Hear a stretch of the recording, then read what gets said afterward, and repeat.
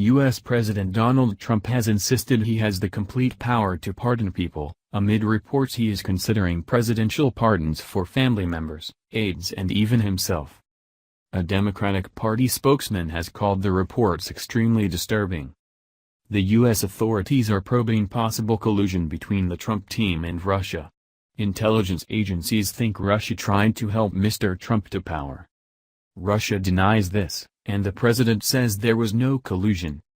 The Washington Post reported on Thursday that Mr. Trump and his team were looking at ways to pardon people close to him.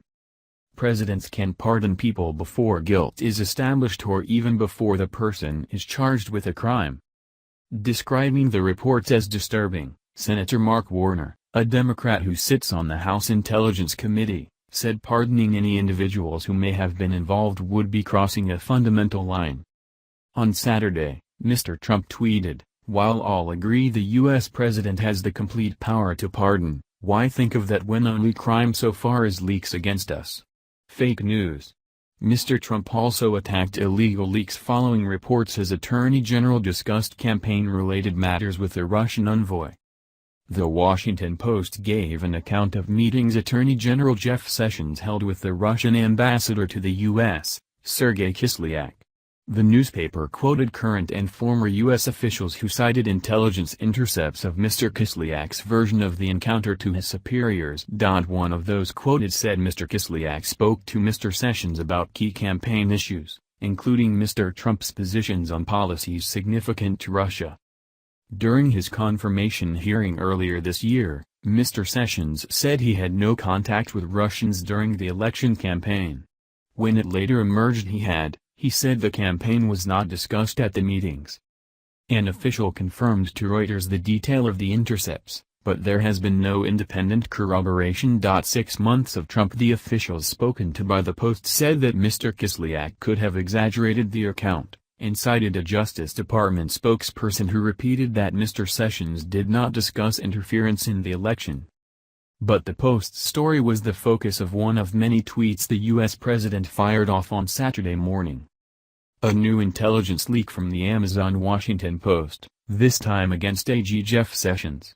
"These illegal leaks, like Comey's, must stop," Mr. Trump said. The Washington Post is owned by Amazon founder Jeff Bezos, who has been an occasional sparring partner for Mr. Trump. Comey refers to James Comey, the former FBI boss Mr. Trump fired. Earlier this week, Mr. Trump told the New York Times he regretted hiring Mr. Sessions because he had stepped away from overseeing an inquiry into alleged Russian meddling in the U.S. election. Mr. Sessions recused himself in March amid pressure over his meetings with Mr. Kislyak. He says he plans to continue in his role as Attorney General. Several other regular targets for Mr. Trump featured in his series of tweets. He accused the failing New York Times of foiling an attempt to assassinate the leader of the Islamic State group, Abu Bakr al-Baghdadi. It is not clear what Mr. Trump was referring to, but on Saturday a U.S. general complained on Fox News that a good lead on Baghdadi was leaked to a national newspaper in 2015.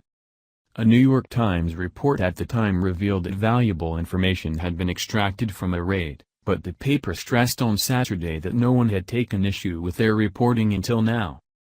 And Mr. Trump again urged Republicans to step up to the plate and repeal and replace President Obama's healthcare reforms, a key campaign pledge of his that has collapsed in Congress. Thanks for watching. Please subscribe my STC News channel. Goodbye and see you again.